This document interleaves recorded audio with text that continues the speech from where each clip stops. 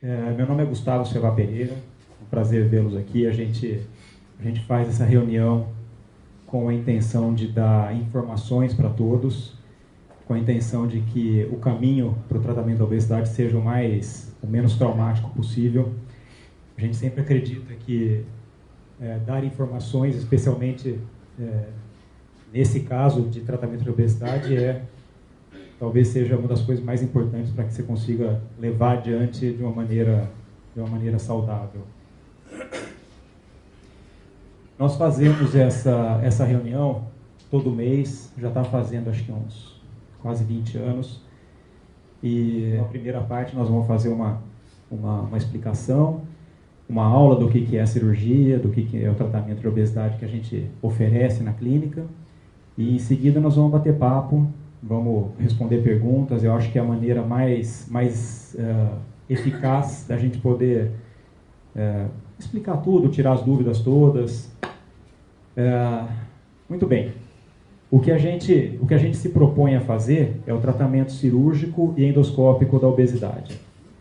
Então a gente trata a obesidade sempre em equipe. A obesidade é uma doença que ela é multifatorial e a gente trata sempre com uma equipe multidisciplinar. Nós temos na clínica nutricionista, psicóloga.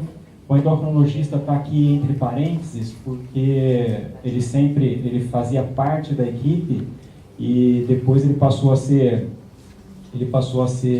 nós passamos a entender que quem vinha para nós já tinha o seu endocrinologista. A gente não quer que o paciente perca esse vínculo com o seu endócrino. Então, nós temos quem indicar para quem não tem, mas em geral mantém-se o mesmo. E nós temos, hoje na equipe, são 4 cirurgiões habilitados a fazer cirurgia bariátrica. E hoje estamos só eu e o Dr. Gumar aqui, mas somos em 4.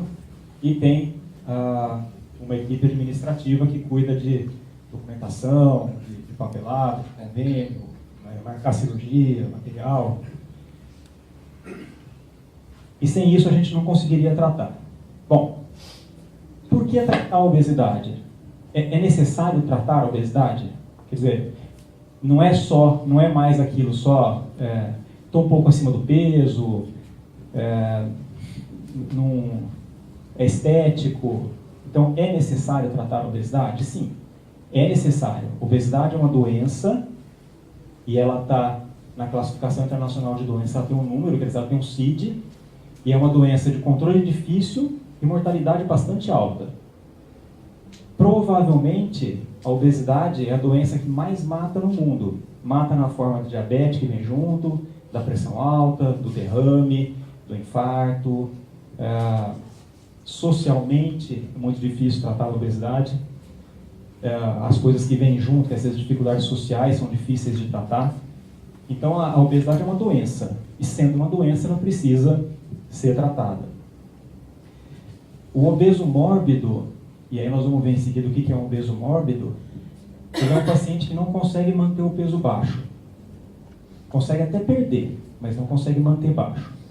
Então, aquele que tem que perder 40, 50, 60 quilos, eventualmente até consegue, num esforço exagerado, perder isso tudo. No entanto, não consegue manter. Então, vocês já ouviram falar de gente que perdeu e faz dietas loucas e tal, mas não consegue manter. E a obesidade, ela é uma doença que é ligada a fatores ambientais, genéticos, fatores metabólicos e fatores psíquicos. Ou seja, tem um monte de coisa junto com a obesidade, que causa a obesidade, que faz com que seja necessário um tratamento, uma abordagem multidisciplinar. E é por isso, então, que nós fazemos isso em equipe, e não tem como fazer diferente. Quando a gente fala de obesidade, a gente tem que estabelecer o que é obesidade. E para isso existe índice de massa corporal, IMC. Provavelmente muita gente já ouviu falar. É uma sigla frequente, é uma sigla que todo mundo que aparece para nós, todo paciente que aparece lá já ouviu falar, e é peso em quilos dividido por altura vezes altura em metros. Isso vai dar um número, e esse número define então o que é obesidade. IMC entre 20 e 25, IMC normal. Entre 25 e 30, sobrepeso. Entre 30 e 35, obesidade leve. Nós estamos tratando então de obesidade acima de 30, tá? IMC acima de 30 é obesidade. Até 40, obesidade moderada. E acima de 40, a obesidade severa ou obesidade mórbida. Obesidade grau 3. Tanto faz, como vocês quiserem chamar. E por que chama obesidade mórbida? Porque ela traz junto várias morbidades. São aquelas doenças que vêm junto com a obesidade, que são as comorbidades. Que a obesidade traz junto. Então, o que são essas doenças? Varizes, artrose, trombose, apneia do sono. Eu tenho certeza que muita gente aqui, portador de obesidade, olha isso aqui, a gente vê um monte de cabecinha assim, eu sei, eu tenho, tal. Mas traz doenças mais sérias, hipertensão, diabetes, infarto, e isso são doenças sérias. E são doenças que se o paciente não estivesse obeso, possivelmente não as teria. Como que a gente faz então com a equipe? Para que serve a equipe? A equipe multidisciplinar, a gente faz um preparo, alguns encontros antes da cirurgia, em que vai ter um preparo nutricional, um preparo psicológico, principalmente através de um treino de comportamento. Então elas vão ensinar e ajudar o paciente a esse treino de comportamento. E após a cirurgia, uma modificação progressiva da dieta, com estabilização emocional e prevenir a longo prazo, médio e longo prazo, prevenir desnutrição crônica e reganho de peso, ou recidiva do peso. E o treinamento de comportamento alimentar é feito com a nutricionista, especialmente, tratando da frequência da alimentação, tratando do tempo da refeição, tipo de mastigação, tem gente que não mastiga, né? Põe na boca e já engole. Variedade de alimentos, a gente já ouviu aqui, gente que nem sabia que existia abobrinha, gente que não sabia que existia outra folha que não fosse alface, nós já ouvimos aqui, são situações assim, estarrecedoras. E também a noção de volume. E após a cirurgia, a orientação da dieta para as necessidades nutricionais, as alternativas de alimentos. Então assim, puxa, aquele domingo à noite que eu comia pizza com todo mundo, a família inteira, o que eu vou fazer? E a nutricionista vai ajudar a fazer isso, a psicóloga também vai ajudar a fazer isso. E a médio prazo, quer dizer, depois da cirurgia, vai haver, em muitas pessoas, oscilações emocionais. Do tipo, puxa, eu comia tanto, era tão feliz comendo, e agora não sou e tal. Então, coisas desse tipo vão aparecer e vão ser ajudadas pela nutricionista e pela psicóloga. De acordo com o Ministério da Saúde, quem pode ser operado? Tem gente que pode e tem gente que não pode. Então, isso é lei, isso é norma nacional. Quem pode ser operado? Então, de acordo com IMC,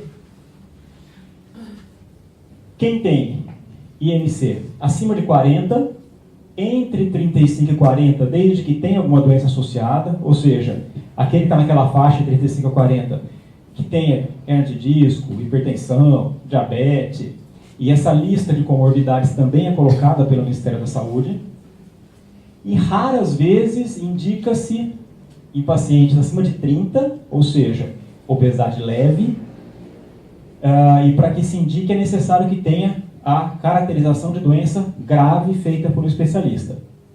Ou seja, um diabético super grave, difícil de controlar. De acordo com a história, é necessário que o paciente tenha obesidade há mais de 2 anos e que tenha tentado tratar e tenha tido insucesso. Insucesso no tratamento clínico. Então, o que vai ter que chegar para nós para poder solicitar a cirurgia? Um documento dizendo, olha, o fulano de tal tratou é portador de obesidade há mais de 2 anos e já tratou sem sucesso. E de acordo com os antecedentes,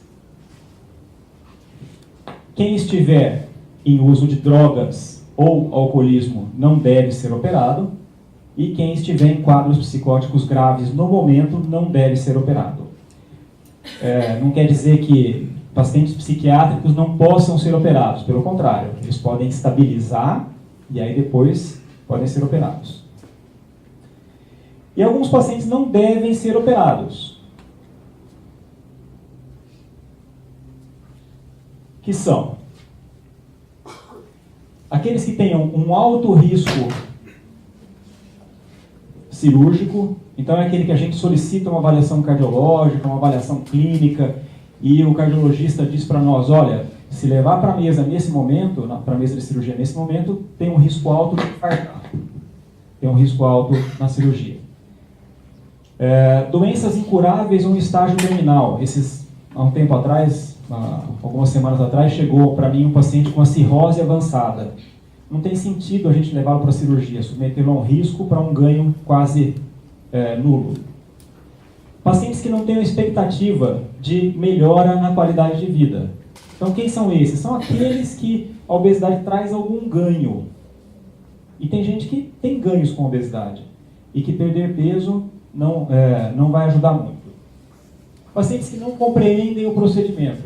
O que significa isso? Para que se tenha uma resposta boa à cirurgia, é necessário que se compreenda o que a cirurgia traz, que se compreenda o procedimento, para escolher alimentação, saber que horas vai comer, o porquê que está fazendo aquilo.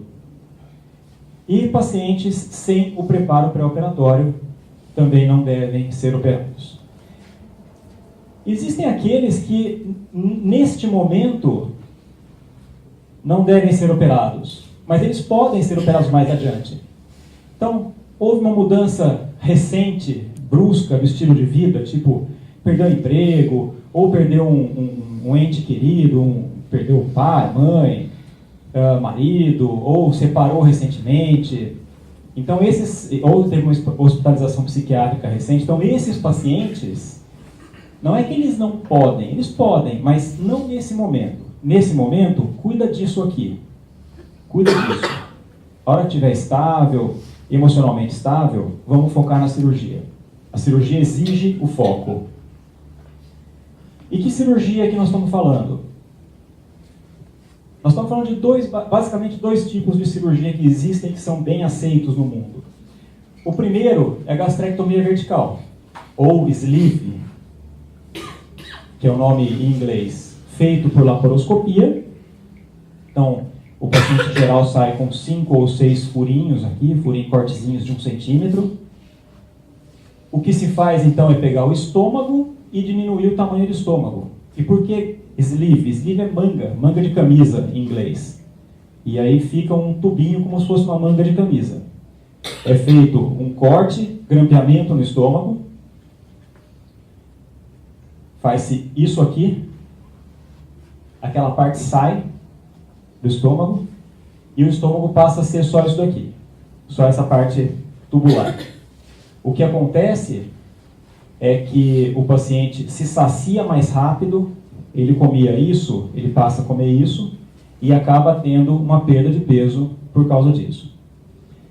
É uma cirurgia que ela é puramente restritiva, ou seja, há restrição de comida e só. Não tem desvio intestinal, não traz problemas de malabsorção, e o pós-operatório, lá para frente, em termos de nutrição, de vitamina e tal, ele talvez seja um pouco mais fácil de fazer.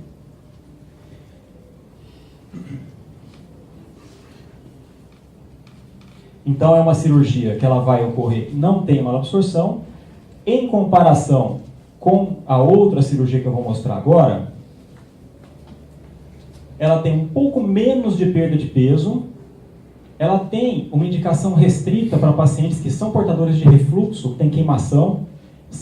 Existe uma indicação restrita porque ela causa refluxo em muita gente, e refluxo dependente de remédio, ou seja, gente que tem um pouco de queimação, um pouco de refluxo, vai fazer uma cirurgia dessa, vai piorar bastante. Aqueles que não têm uma tendência a ter. Em pacientes com diabetes, essa é uma cirurgia que cura menos do que a outra. E quando ocorre uma complicação aqui, que não é frequente, graças a Deus, mas é uma complicação habitualmente de um manejo um pouco mais difícil. A outra cirurgia é a cirurgia chamada de bypass, ou gastroplastia com Y de Roux, ou FOB Capella, como vocês preferirem. Ela foi ganhando nomes diferentes ao longo do tempo.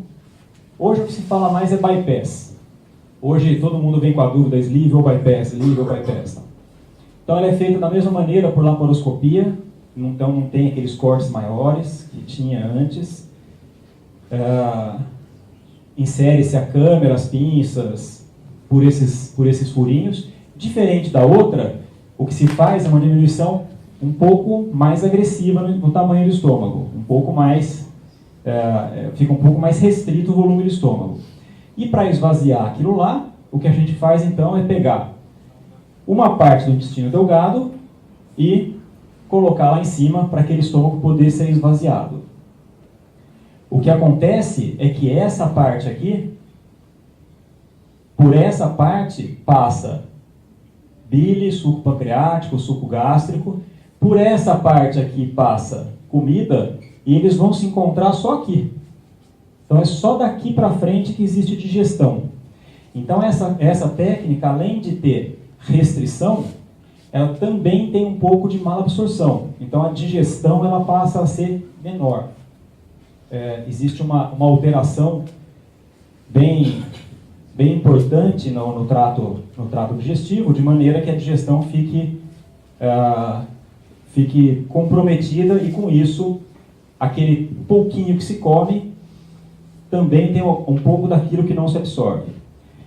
E com isso, essa é uma cirurgia que ela traz uma menor absorção de nutrientes, de gordura, perda de apetite. Eu falo sempre perda de apetite porque tem muita gente que fala assim, poxa, mas eu vou conseguir ficar sem comer? Eu vou conseguir? Mas e a fome que eu tenho? Então, a fome é algo que a gente fala, a gente ouve dos pacientes, né, que a fome é algo que deixa de existir. Ela passa a ser alguma coisa assim, comer passa a ser necessário porque você sabe que está naquele horário de comer. Mas fome não. E essa técnica traz um benefício, e eu sempre falo que, na minha opinião, é um benefício, que é a intolerância relativa a açúcares, que é a síndrome de dumping. O que é isso? Na hora que você faz uma técnica dessa, existe uma absorção maior de alguns tipos de açúcar, então aumenta muito a glicemia, e o paciente pode ter alguma alteração de sentir um pouco mal e tal, e em seguida o pâncreas responde a uma quantidade enorme de insulina, e aí então a glicemia cai bastante. E aí os sintomas dessa síndrome de Dumping são sintomas de hipoglicemia. E aí tem gente que pergunta assim, puxa, mas espera aí, eu como açúcar eu tenho hipoglicemia?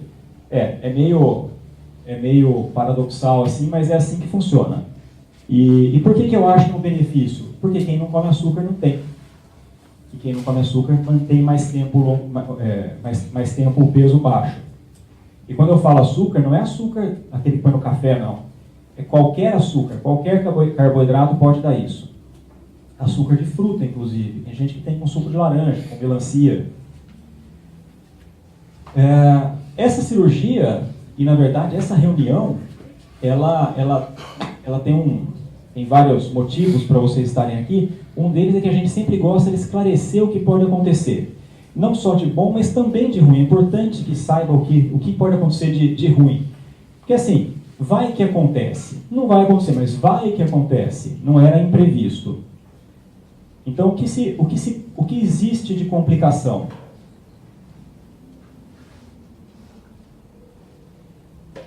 Infecção de parede abdominal, que isso, junto com a hérnia de parede abdominal, ocorre, quanto maior for a incisão, mais chance de ocorrer. Então, em incisões pequenas, isso ocorre quase nada. A trombose ou embolia pulmonar pode ocorrer porque qualquer paciente obeso parado, anestesiado, pode ter isso. Desnutrição a longo prazo, quer dizer, come um pouquinho, escolhe errado o que come, se for comer só carboidrato, vai acabar tendo uma desnutrição de proteína, isso a médio e longo prazo.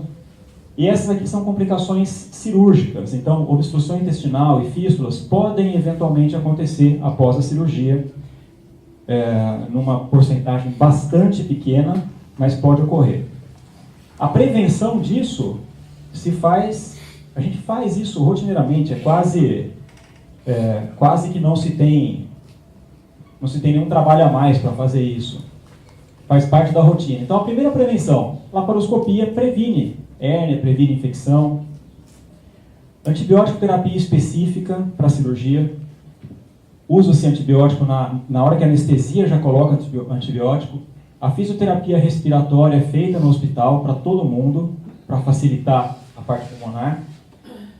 Pacientes que fumam, a gente pede para parar 30 dias antes. E se eu fumar e não parar? Bom, se você não parar e escolher operar conosco, não vai ser operado. Na nossa equipe, existe um consenso de que operamos quem para de fumar. Por que isso? Porque aumenta muito o risco pulmonar, especialmente pulmonar, mas também de trombose. E a gente usa meias antitrombose, anticoagulantes para evitar trombose, embolia pulmonar. Mobilização precoce, então quem operou hoje cedo já foi caminhar na hora do almoço, já está batendo perna já no hospital. E o uso de vitaminas a longo prazo, ou seja, para sempre vai tomar uma vitaminazinha. A melhor maneira de se obter um bom resultado em cirurgia bariátrica é a escolha correta da equipe. E não é do cirurgião, é da equipe mesmo. É algo que a gente sempre bate, insiste que seja uma equipe que entende de cirurgia bariátrica, que não se negue a atender o paciente e que saiba o que está fazendo, para que a gente possa ter resultados desse tipo.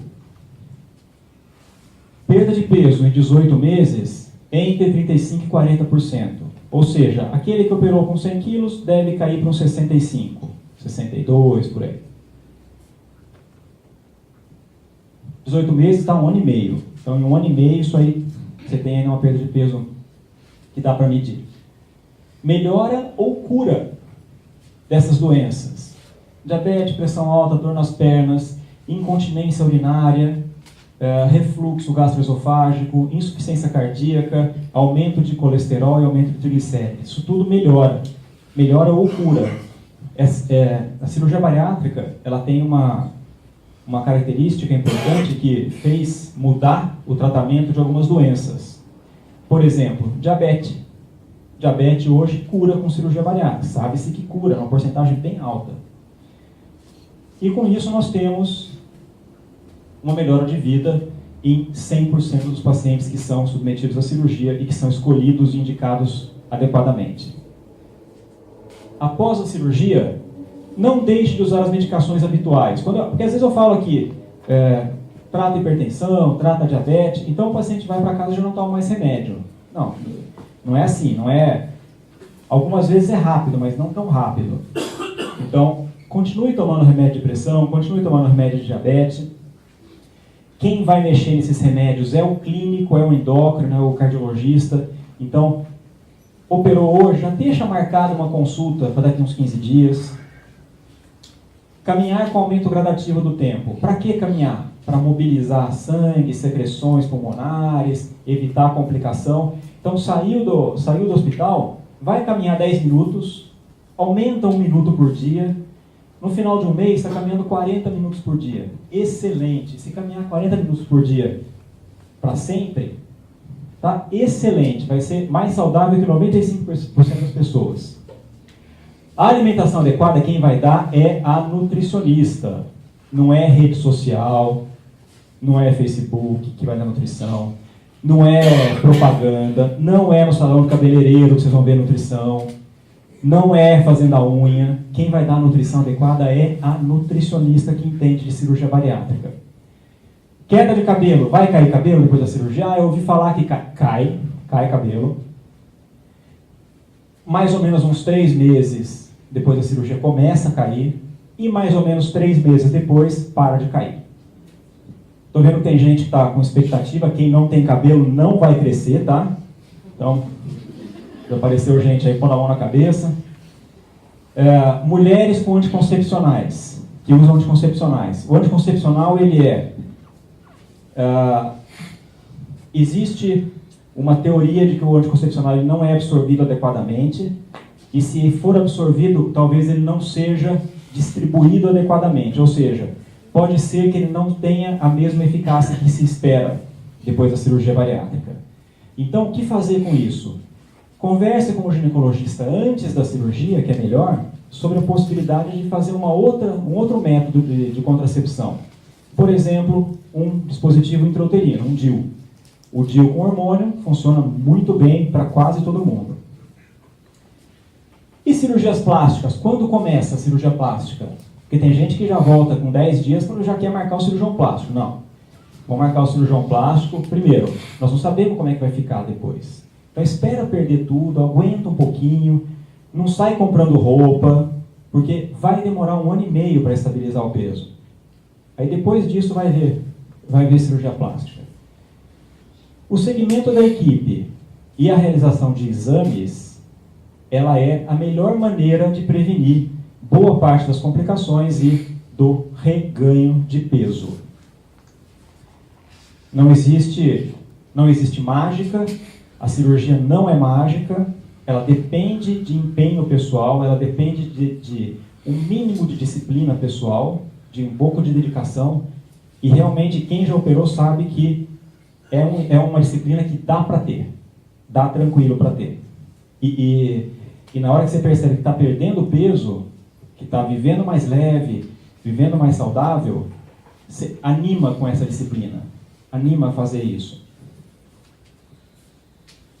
Muito bem, ditas todas essas coisas sobre cirurgia, na parte prática, como é que chega na cirurgia?